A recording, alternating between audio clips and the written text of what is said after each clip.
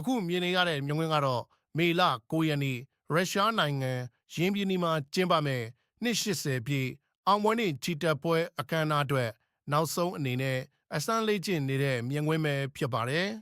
။အဆိုပါအစမ်းလေးကျင့်မှုကိုမော်စကိုမြို့မှာပြုလုပ်နေတာဖြစ်ပြီးလေးကျင့်မှုအတွင်းစစ်ကြောင်းတွေမောင်းသူမဲ့အမြောက်တွေဒုံးကျည်တင်ကားတွေနဲ့ကောင်းကင်မှာရုရှားလန်ကိုပုံဖော်တင်ဆက်မဲ့တိုက်လေရင်ကိုစင်းတို့ကိုတွေ့မြင်ရပါတယ်။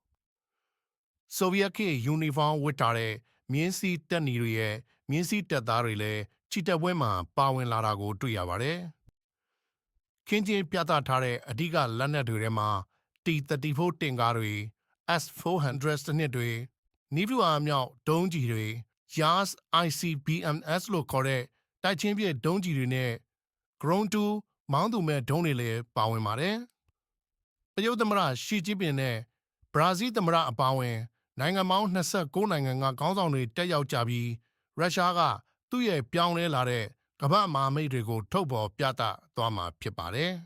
။အဆိုပါအခမ်းအနားအတွက်တရုတ်စစ်တပ်ရဲ့ဂုဏ်ပြုတပ်ဖွဲ့ဝင်တွေလည်းပါဝင်သွားမှာဖြစ်ပြီးရုရှားတချင်းတွေကိုတောင်လေ့ကျင့်သင်ယူနေတယ်လို့သိရပါတယ်။ယခုနှစ်ချီတက်ပွဲဟာရုရှားနိုင်ငံရဲ့တမိုင်းဝင်အထိတ်အမှတ်အဖြစ်သာမကယူကရိန်းမှာဖြစ်ပွားနေတဲ့စစ်ပွဲတွေအတွက်လည်းအားကောင်းစေတဲ့ကြရုပ်တစ်ခုဖြစ်ပါတယ်